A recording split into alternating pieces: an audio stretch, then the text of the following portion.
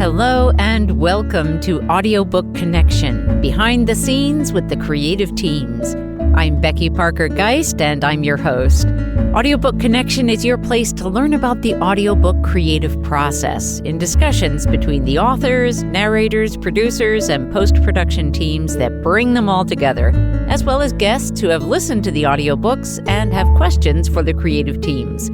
This podcast is sponsored by Pro Audio Voices, helping great stories come alive through audiobook production and marketing.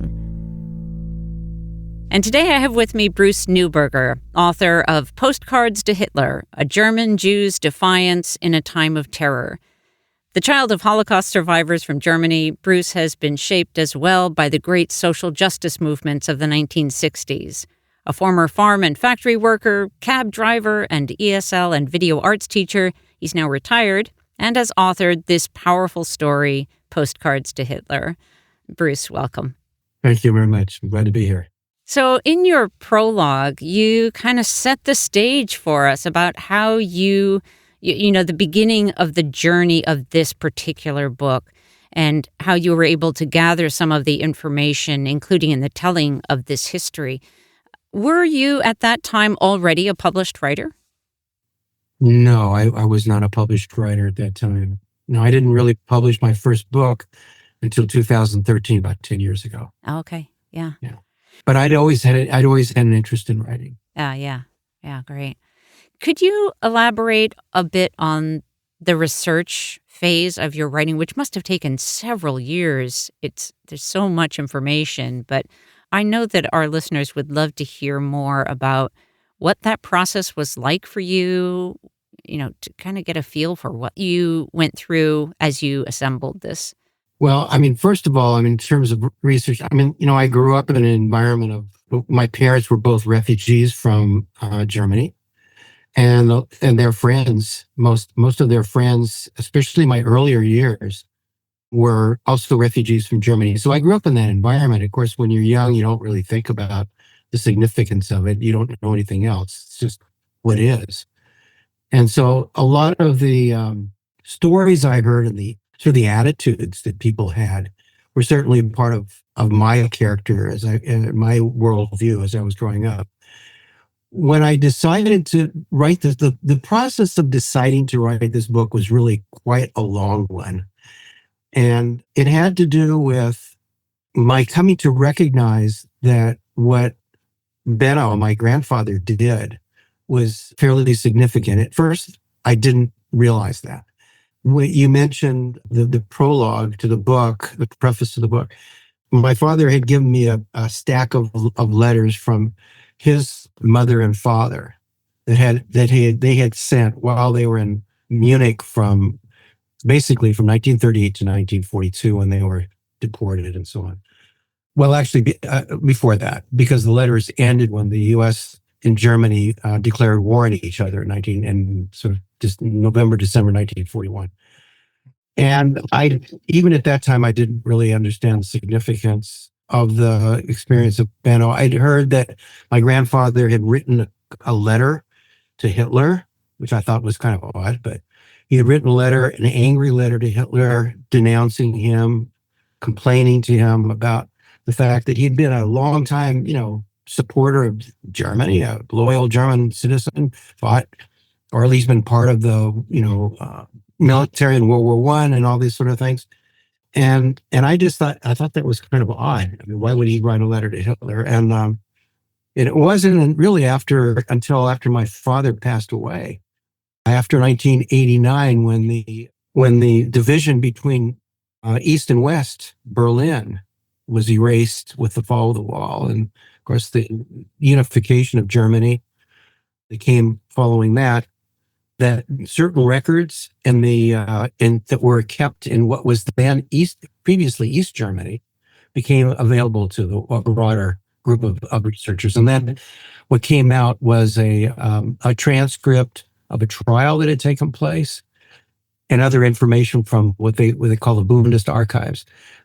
I first found out about this through my aunt, who I don't know exactly how she found it, but I think she mentioned that it was a lawyer or something that got a hold of it. Okay, so at that point, I went to someone who was a German translator, and got a translation in English of the transcript, and it became clear that my grandfather had actually sent postcards in the mail denouncing Hitler, and that's about as much as I knew at that point. And again, I was kind of puzzled about that when I didn't really know what to make of it, really, because the general outlook I think a lot of people have about Hitler and Germany and the Jews is sort of like, we just got into power and murdered everybody. It was kind of like that. And right. They didn't put anybody on trial. And so I was kind of confused about that. I had a very unnuanced understanding, to the truth, of Germany and how things unfolded over the years.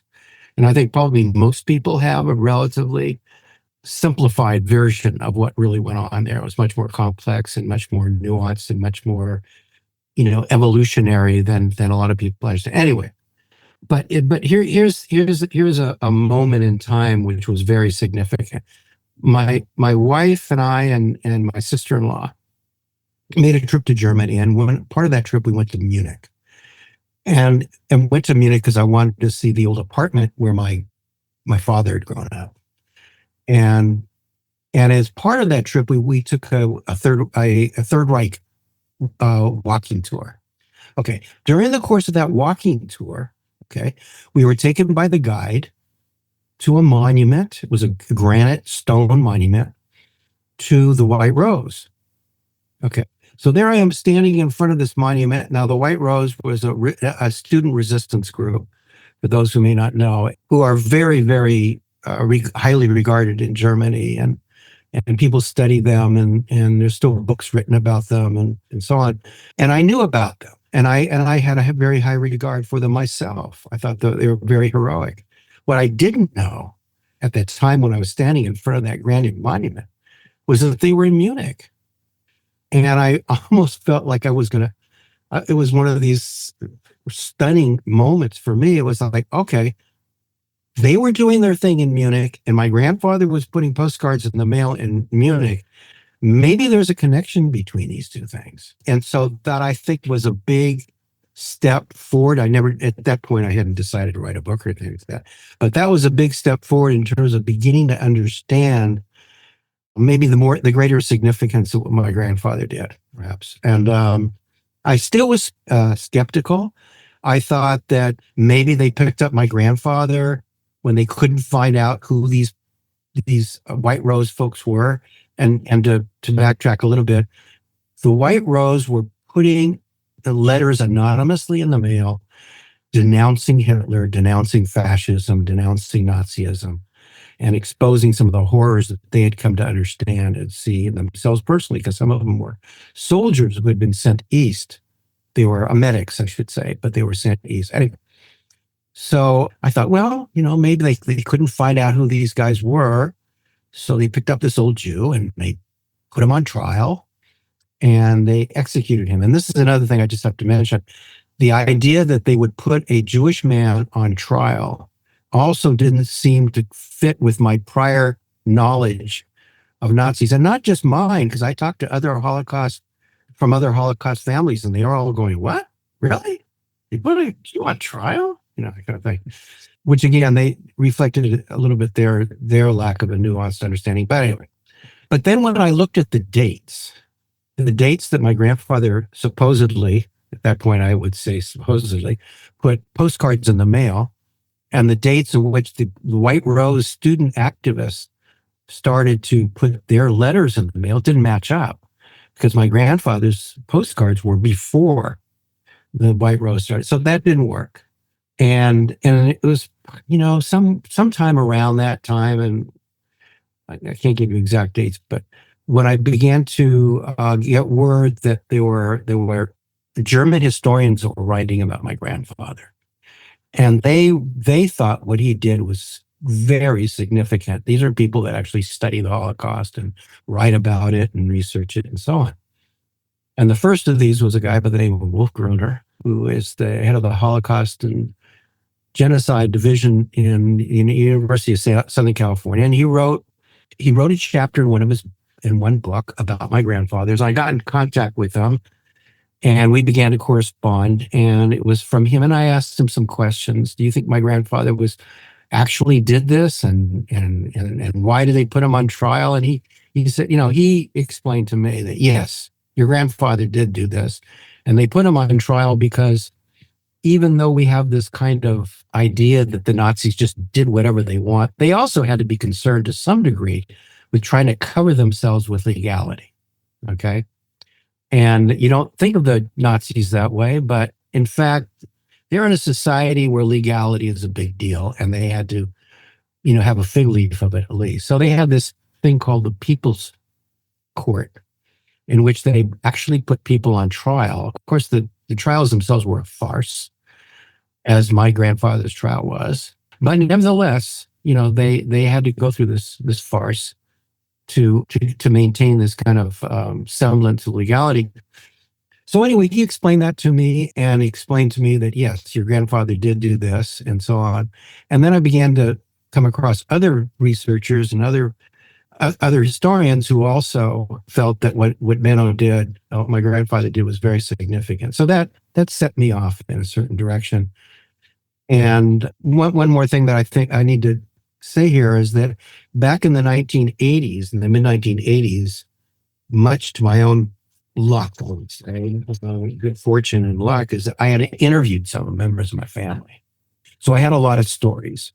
And in terms of my own family, and maybe every family has somebody like me, I've always been interested in stories. I've always been curious about what, and that curiosity was a fortunate thing for me, because those stories really gave me a much better sense of what was going on, but also made it possible for me to really write a book that had more connection with actually what was going on. Then a couple of other pieces that fit into this puzzle. One is that I wrote away to the Bundesarchiv, which is the main German repository of material on that historical period. And I was able to get hundreds of pages of documents, significant numbers of documents, right? Again, this is another very fortunate thing, because the Gestapo and other police agencies in Germany, as the Third Reich was crumbling, did whatever they could to try to get rid of the evidence. But in this particular case, I think because it was the Soviets that grabbed part of Berlin early enough so that the powers that be there were not able to, get rid of all the documents. And I don't know exactly the reason for that. But anyway, the documents of the People's Court, which I mentioned earlier, was in East Berlin, or formerly East Berlin. Those documents were intact.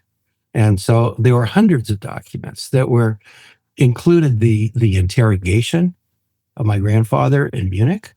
It included a trial transcript. It included all the communications that went back and forth between those who were keeping my grandfather in prison, and other court appearances that he had in the course of all of this issue of this.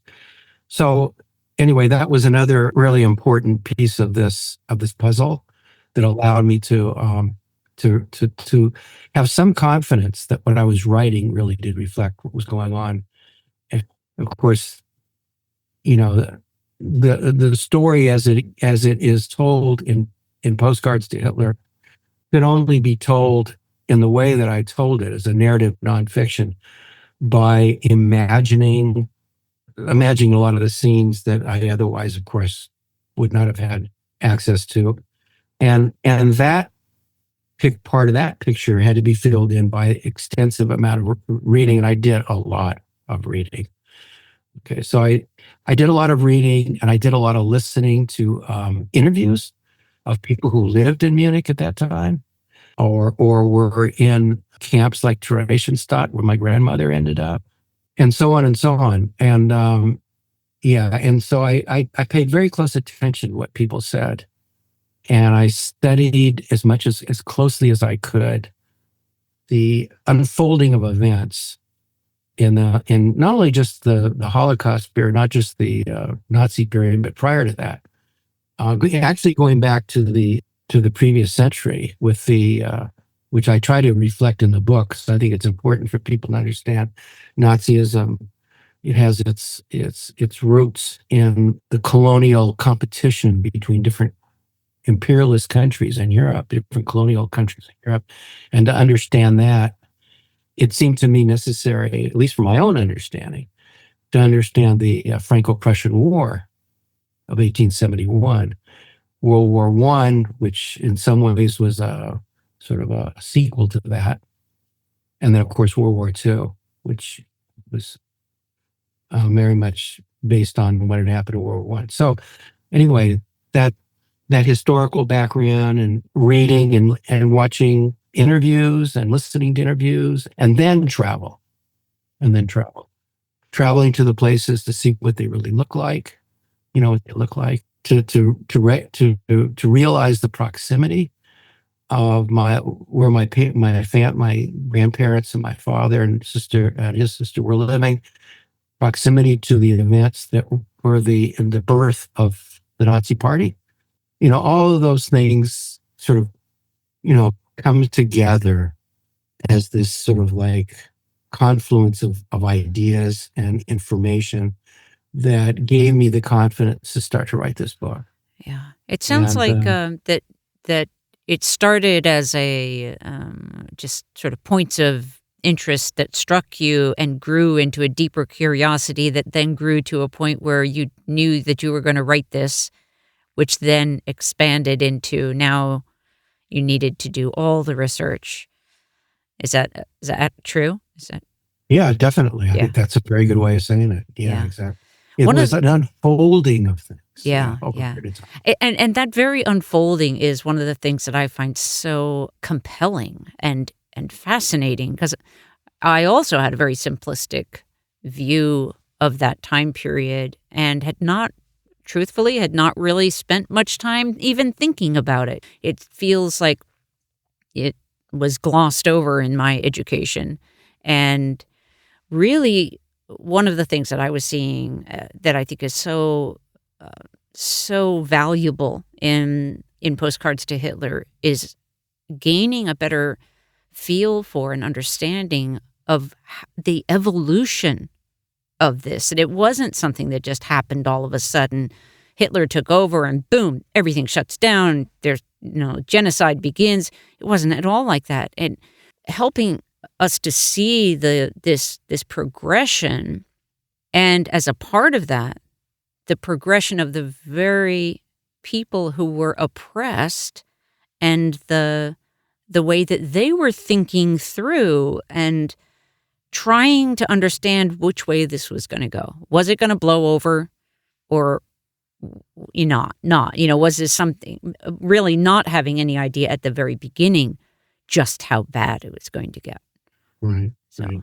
That's true. And I mean, the other thing I think that's, for me at least, was very, very important in terms of writing this book is also sort of my own political background. I mean, I mentioned in the bio that I came out of the 1960s, that whole period of the civil rights and anti-Vietnam War, and in the course of that, I gained, a certain, I would say, understanding, people might just say attitude, about about the way this society works, and in particular the way colonialist, imperialist societies function.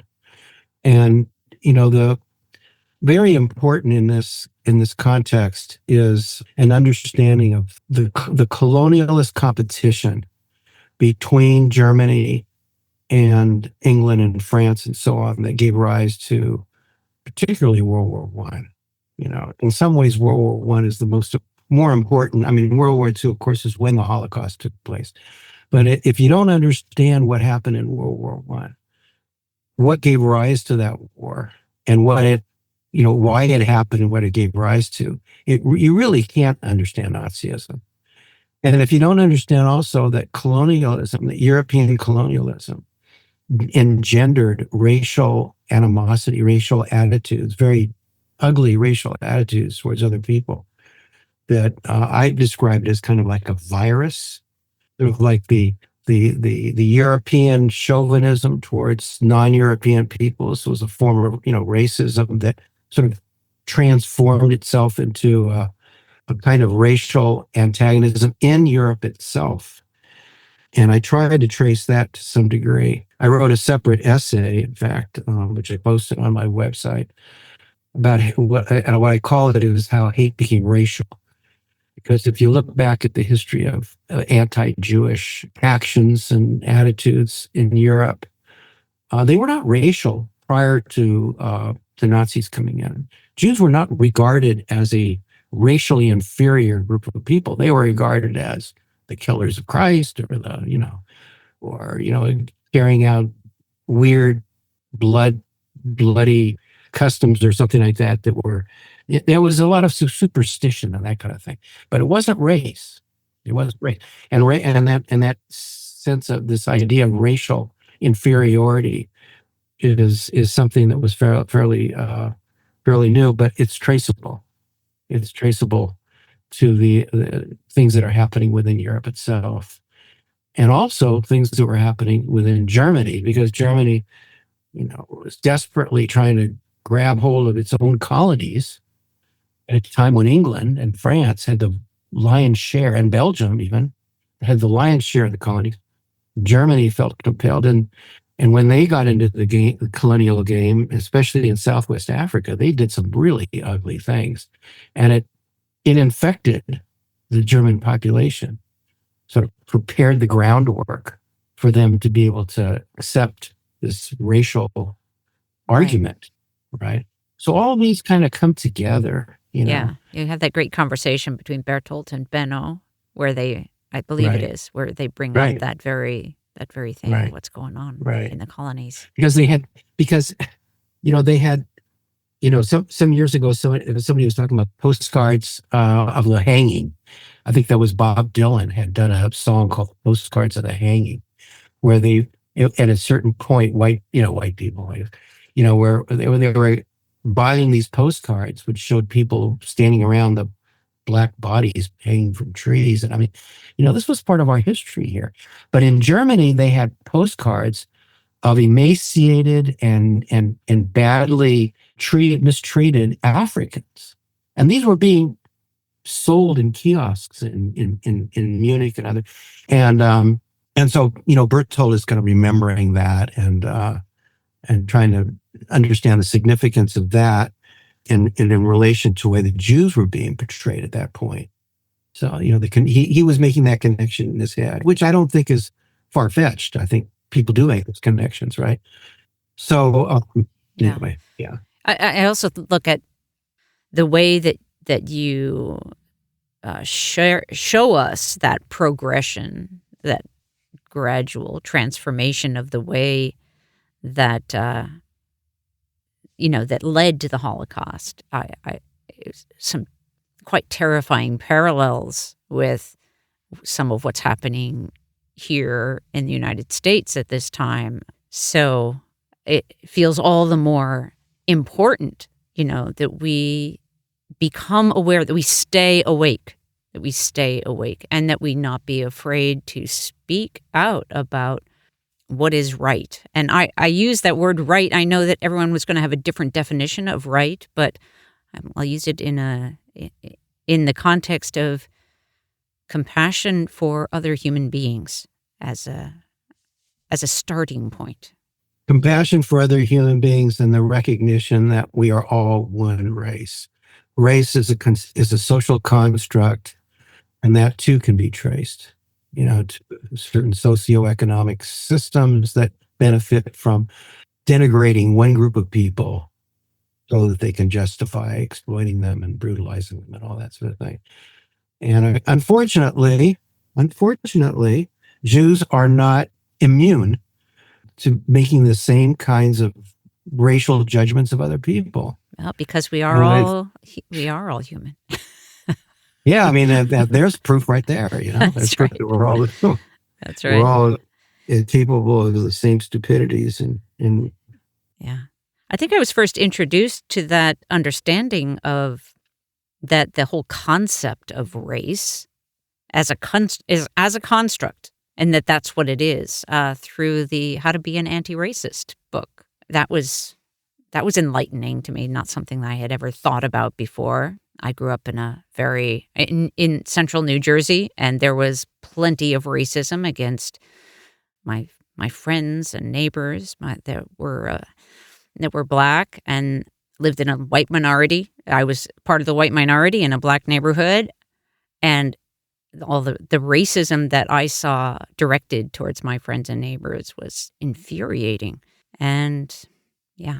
That's a very, very, very, very important experience. It really is very important. I mean, it's very basic to understanding the problems that we have in the world today and trying to figure out a way out of it. Because, what I was thinking when I was in Germany, I was thinking of, it sort of occurred to me. I mean, it wasn't a completely new thought, but trying to understand fascism and what is the central bad argument, if you want to put it that way, of fascism. And the way I came to understand it is that what fascism does is it separates people. But it doesn't just, racism separates people. When the ordinary garden variety of racism is, bad enough. But what fascism does is it systematizes that racism.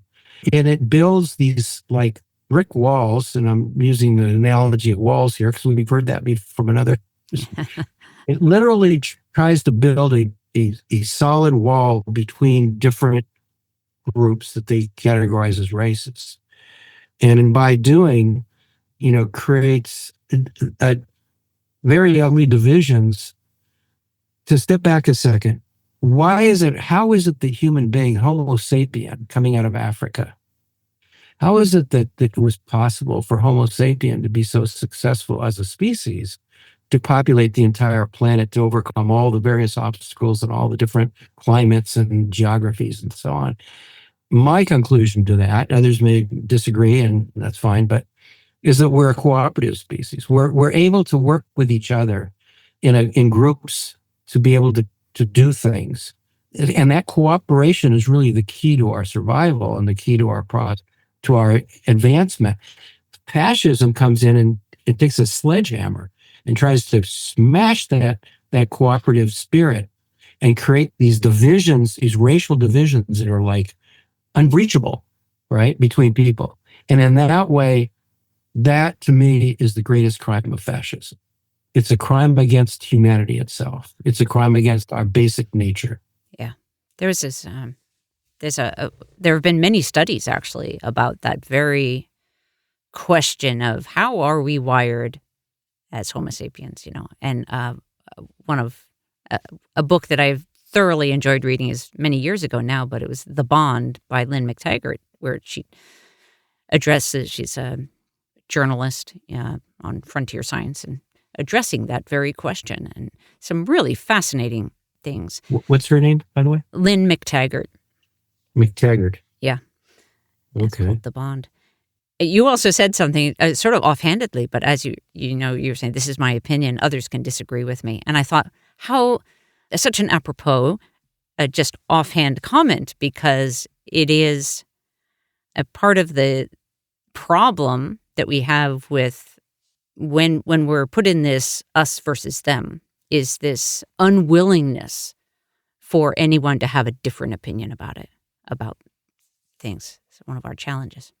Yeah, no, I think that's really important. And I've learned a lot from people that I disagree with. So, and I'm hoping that people who disagree with me can learn something from me too. So we're all in this big problem together. That's right. What I look at. That's right. Yeah. Every human being on this planet is facing one degree or another the same problem that we're all grappling with. And we're all trying to figure out and there is no perfect answer there. But well, I will say one thing: overcoming the racial divisions is at least one important step towards securing a better future for humanity. I'm pretty solid on that one. Yeah. Pretty solid. And I think other people that, people who have broader experiences in life, whether it's because they've traveled or, they've gone to universities with a lot of different racial groups, or the neighborhood like I live in, where there's like I was just thinking about that. There was 8 different racial groups or ethnic groups in the 3 houses, the 2 houses on either side of me and my house. There's 8 different ones, and I don't think about it, but I don't have a problem with it. I like it. Yeah. We're Yeah. so much stronger when we in diversity. Yeah. We're better people when we're not all Yeah. just in our own echo chambers. Yeah. Right. I mean, you can learn from other people and, Yeah. anyway. And also, learning other languages and engaging with people in different languages and stuff like that does something to your attitude, does something to your intellect, and it does something to your brain. It's very healthy. It's helpful, Like, does everybody want to eat the same food? Would you want to eat hamburgers every night? That would be a nice life. I don't think so. I don't think so. So I don't think so either.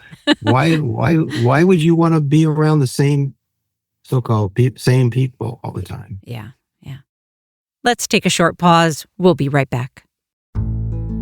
Do you have a book that you imagine with multiple voices, or a screenplay or stage play? At Pro Audio Voices, we love working on these more complex productions with music and sound effects and a full cast of voices. Bringing together decades of experience in both theatre and audio production, our team brings your project to life. From manuscript preparation, to casting, to directing the actors, and a post-production team to bring it all together, Pro Audio Voices brings your project to life. Learn more at proaudiovoices.com/full-cast. I want to cycle back to something that you had mentioned earlier when you were talking about and you also have it at the end of the book, we're talking about what impact did your grandfather's postcards have? We don't really have a way to measure that impact. We can look at White Rose and did those impact, was there an impact there? And I find it really interesting because he was in that position of not really, just desperately trying to find some way to have some impact, to make a statement at the very least. And because everything had closed down so much, there just were not very many options. So he did what he could do. And I wanted just sort of call it out and put a little spotlight on it for a moment, because I think that we are each faced in our lives with opportunities to make an impact in some way. And being aware of that, I think, is a good thing, being mindful of that, even if it seems like, well, it's important to me to do this thing. And it doesn't have to be an act of resistance against something. It may be, something that is entirely free and love-filled and creative, doing things that we feel are important to make an impact. We'll never know, but it's important still.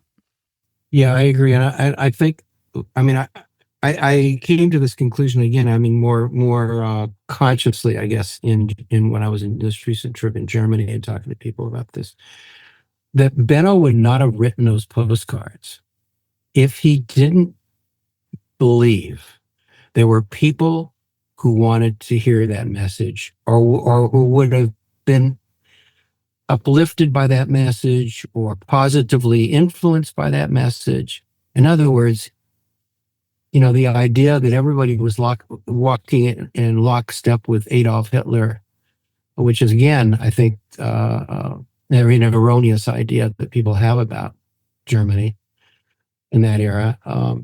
He knew better because he grew up in Germany. And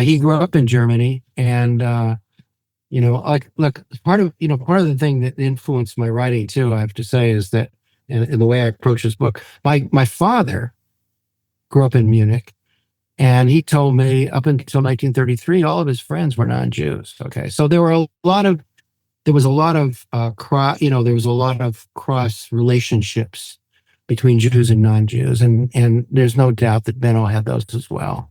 And so he knew that not everybody loved.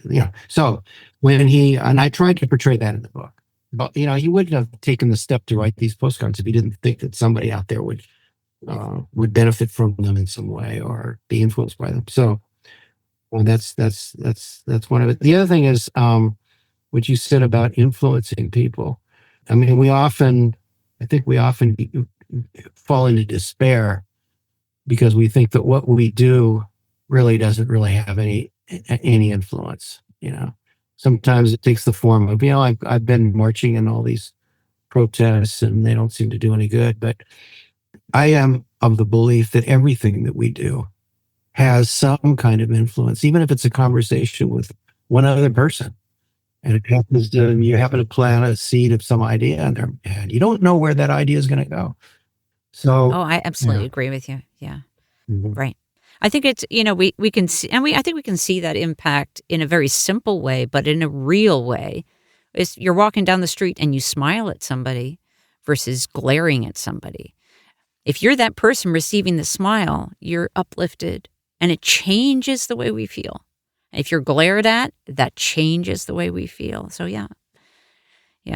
So I agree. Absolutely. It absolutely does. Yeah. Now, I remember coming across the Bay Bridge. Here in San Francisco, we have the Bay Bridge. And one time, someone paid for me. This was in the days when they actually had.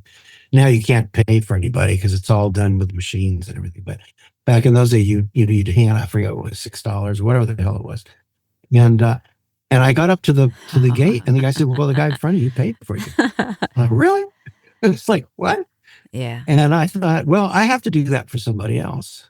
I mean, I have to, So, I mean, it does change, kind of shifts a little bit your perception of the world. Just that tiny little example, right? And like you said, with a smile.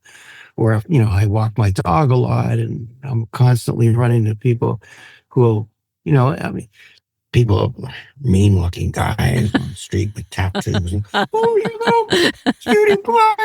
It's like, it's like, it's like that. It's like animals tend to humanize us too, right? Actually, it's strange, but we became more human when we have animals with us. But anyway, so those are some of the things. But well, so how many of the characters did you get to know personally? How many of the characters? Well, let's see, I count them. Not that many, actually. There's, of course, my father, my aunt, my mother, who's also a character in the book, although she's only there briefly, and my aunt's husband, who I didn't know him all that well. Knew him a little bit. And my dad's cousin, Clara, I knew her quite well. And she's in some ways the most vivid character in some ways because of her personality, which is so distinctive, and she is such an interesting person. Who else is there? Indirectly, there were a couple of relatives that survived the Holocaust, because in one case, it was a niece of my grandmother who married a non-Jewish person, and she survived. Her name was Elsa Holzer, and she married a Schuster. And it so happens that in the trip that I just took to Germany, I actually met her son, the only survivor of her family. He's now 89 years old, and so he's really the last remaining relative in Germany. So no, I didn't really meet too many of them. Very few of them. Through Clara, I knew a little bit more about some of her siblings. I heard some stories about her siblings, and about her mother and father. And of course, my father told me a little bit about his father, not much, and his mother. And here's the thing that, in terms of, I had to make a lot of guesses, obviously, right? But I tried to be as educated about those guesses as I could be, right? And it's interesting, and maybe other people will end up writing books like this. Every tiny sliver of information, it becomes extremely valuable when your information is limited. So, for example, Clara, when I was interviewing her, Clara is my father's cousin. She comes from Traunstein, she survived. She was the only member of her immediate family to survive the Holocaust. She said of my grandmother, she said she was too good for her own good. And I didn't, at the time when she said that, I can kick myself for not probing deeper into that and saying, well, what do you mean by that? But I didn't. And so I had to think about that. What does that mean that you're too good for your own good? I mean, the only thing that it's somebody who's too generous, perhaps, to a fault, so that it even threatens them. It potentially threatens them themselves, or something of that nature. So I took that and ran with that one in trying to characterize my grandmother and what she was like. So someone who was more humane and had a heart for their people and stuff like that. And you were recently in Germany, and is there anything particular about that experience that you would like to share? Yeah, and I've written about this, in fact, in some things that I've written. There was a whole bunch of people here who I consulted before I went, and I said, listen, I'm going to probably be writing some stuff from Germany about my experiences. Would you be interested in me sending this? And everybody said yeah. So I did compose some different letters and emails, whatever. And so one of the things that I was really interested in was, since Germany is also facing the rise of a right-wing movement and party, and I know that there's been opposition to that party, I wanted to see how that was playing out in Germany. And in fact, the event that I was invited to be part of, which is the reason I went to Munich, called The Return of the Names, was an overtly anti-fascist event. It was an event to remember what the horrors that the Nazi period brought to the German people, in the form of people who were murdered and persecuted and so on. Not just Jews, but Roma people, gay, lesbian, and trans folks, disabled people who were politically in opposition to the regime, socialists, communists, trade unionists, and so on. Anyway, so there was an event, a larger event that took place in Munich, thousands of people, many of whom were carrying signs with the names and the pictures, when they were available, of people who had been murdered by the Nazis. And they had a whole day of this event in which people carried the signs in their neighborhoods where the people came from, so that the neighbors could come and ask them about it and interact, and they could talk about the stories of these people. And then everybody gathered in this large plaza, which is called Königsplatz in Munich. And we marched from Königsplatz about a kilometer to another plaza called the Odeonsplatz, where there was a rally and so on. So, so that's one thing. And then when I went to Berlin, so just to finish up on that point, I did have interaction with some of the people carrying those pictures, besides the people that relatives that were with me. And I wanted to know, why are they doing this? And it was very heartening to see thousands of Munich residents who had no connection with the people whose pictures they were carrying, but took the time and the effort to get to know a little about that story, and an interest to tell their story to others. Right. So I think that was very heartening.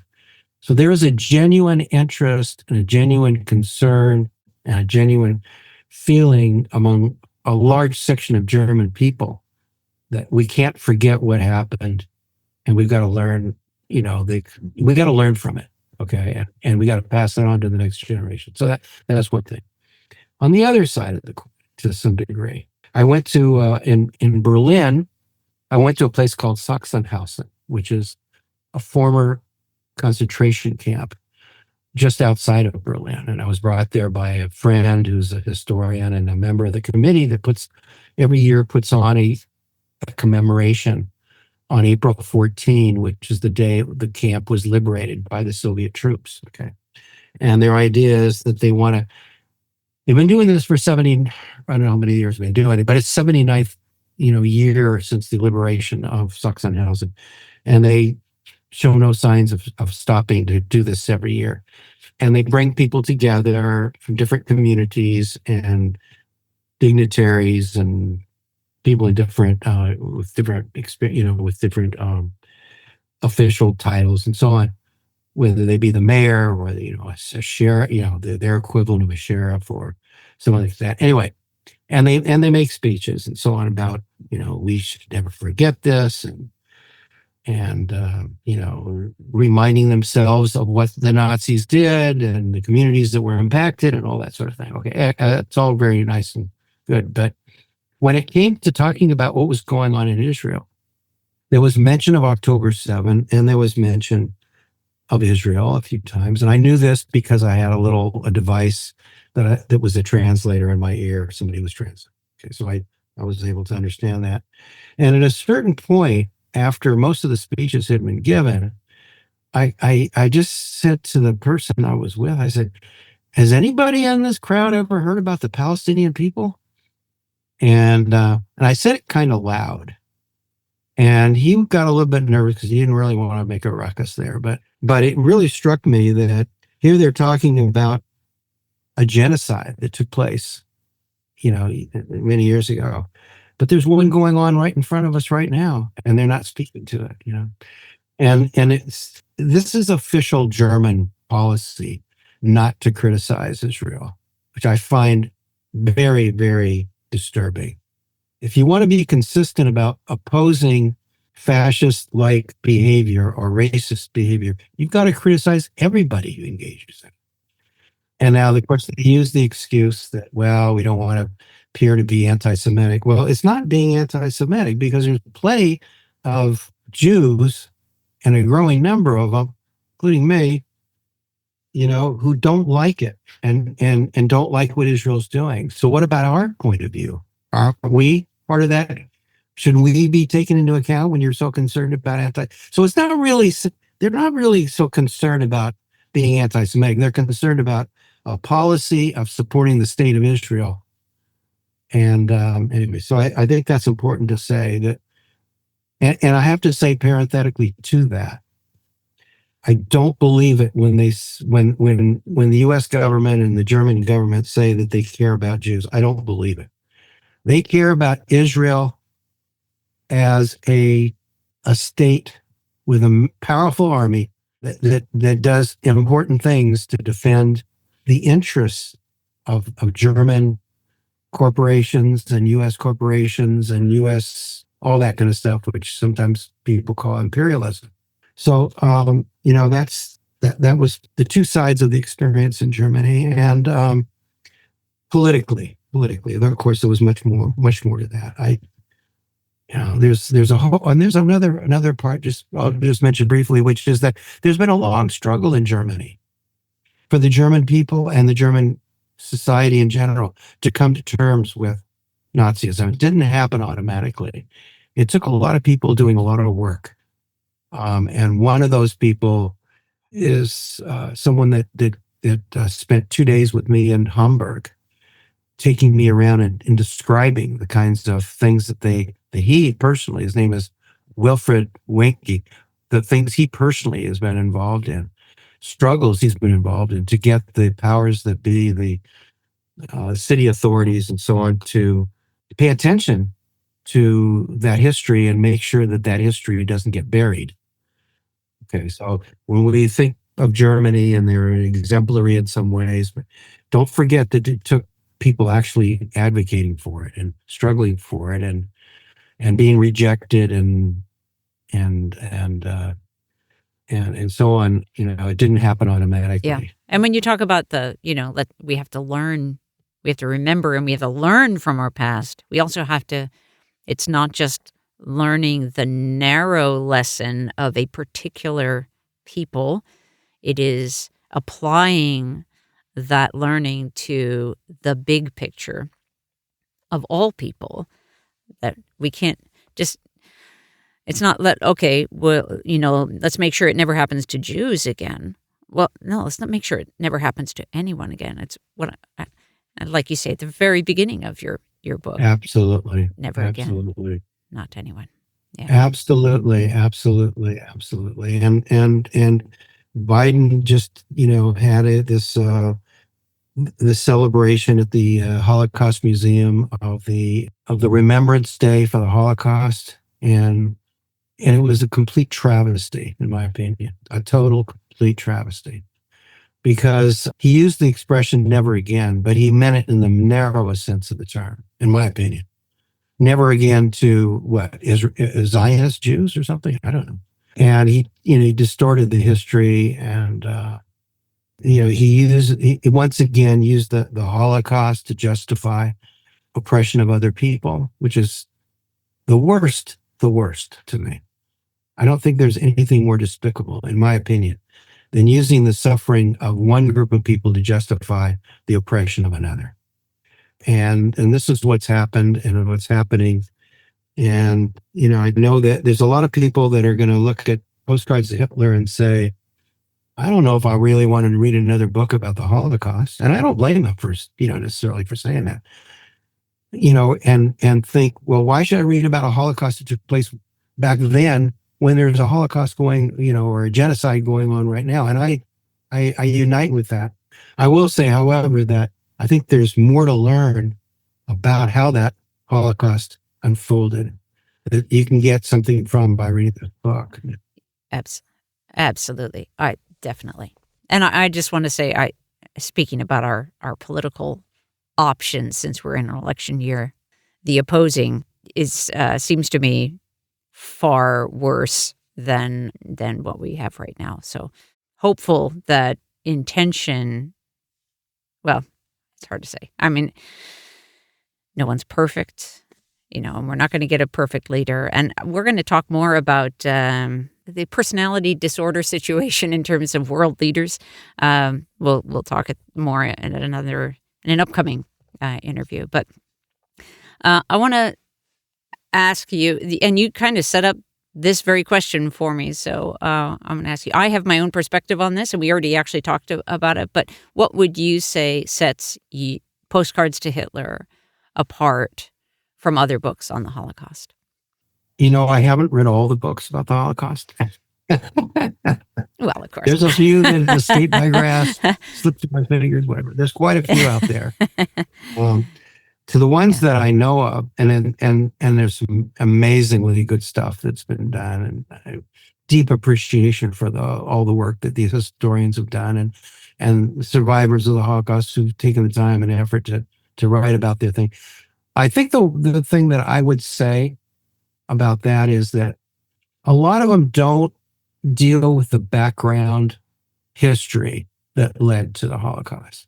A lot of them, deal with the horrors, and they do it in a very graphic and powerfully and emotionally powerful way.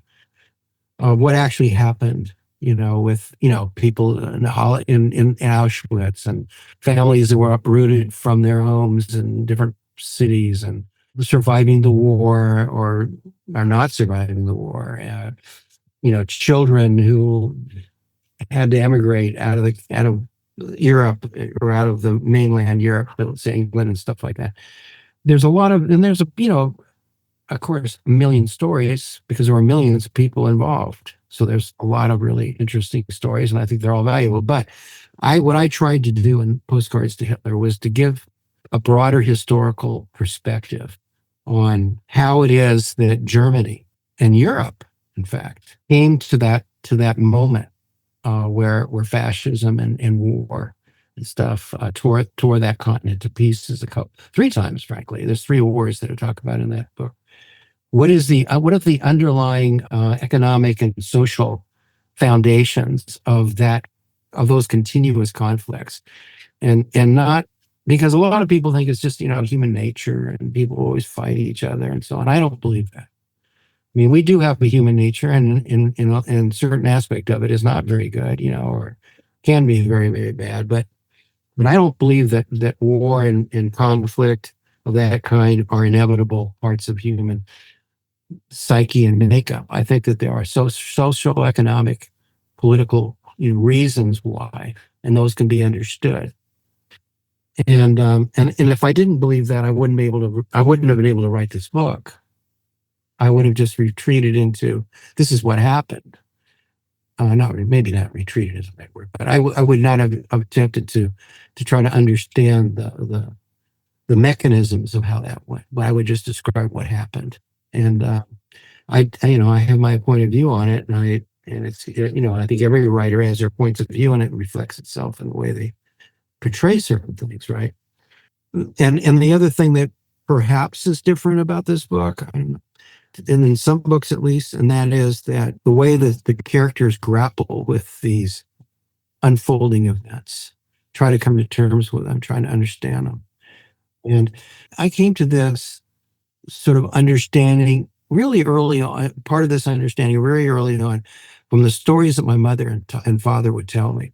My mother came from a small town in central Germany called Breidenbach am Herzberg. And there's one phrase that she kept saying to me or she said to me a number of times that really stuck in my head. And that was during that whole period from 1933, when the Nazis came to power, to 1936, when she left, which was, 3 years. But she said, none of our neighbors were ever mean to us. And she had a number of stories of how neighbors went out of their way to help her family, including the mayor of the town.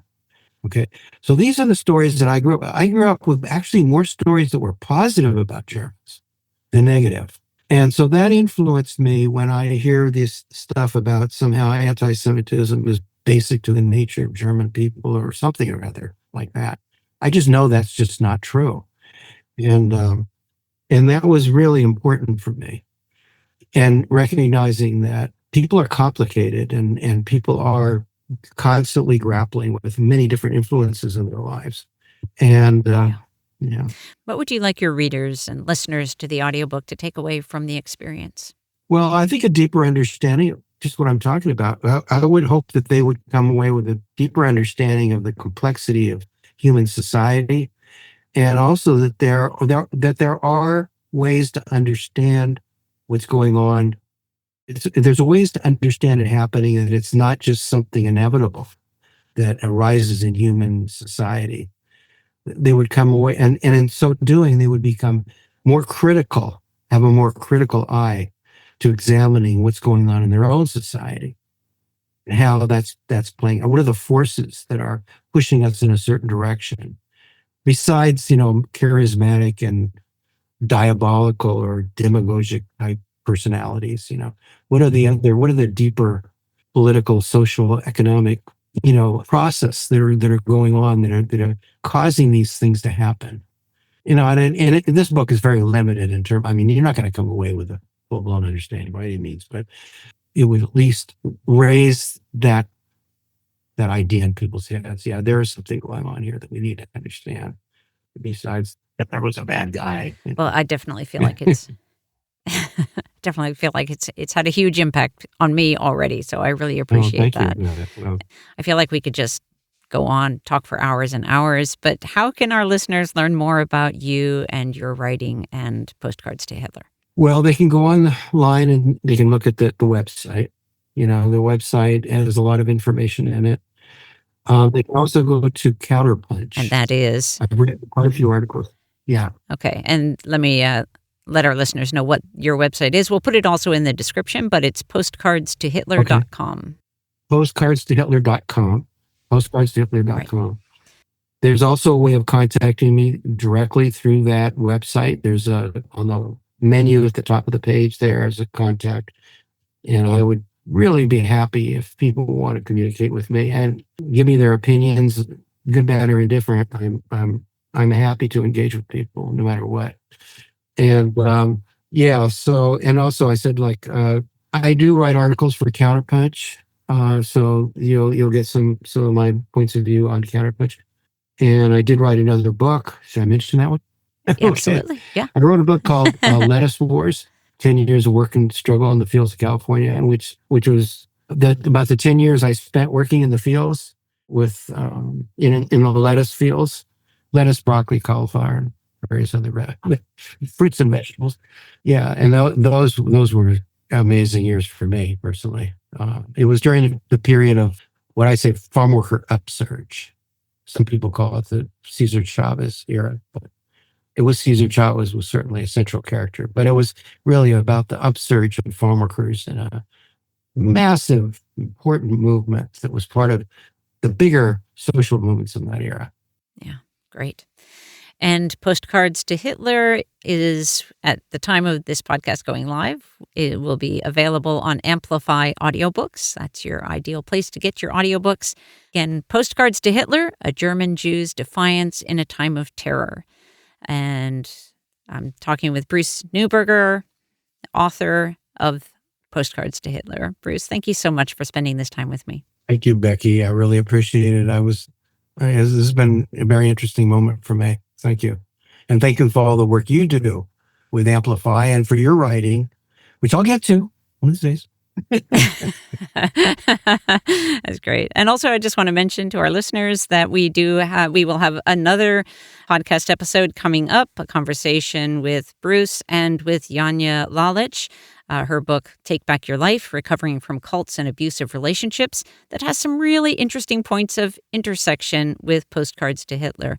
So we will be doing that. And there will also be on the podcast an episode with a conversation from the cast, several of the cast members of Postcards to Hitler, which was created and currently is being created as a full cast audiobook. So make sure that you're subscribed. I'm looking forward to that one, actually, myself. Yeah, it's going to be, it's so powerful. I'm excited to have you, to share that with you. Thank you. All right. So just make sure you're subscribed to the podcast and so you don't miss out. And Bruce, again, thank you so much. Thank you, Becky. And have a good afternoon. Great. Thank you. Bye. Thanks for joining us for Audiobook Connection, behind the scenes with the creative teams. Please take a moment to subscribe at audiobookconnection.com. The podcast is sponsored by Pro Audio Voices, helping great stories come alive through audiobook production and marketing. Learn more at proaudiovoices.com. Again, thanks for being with us, and please join us next week.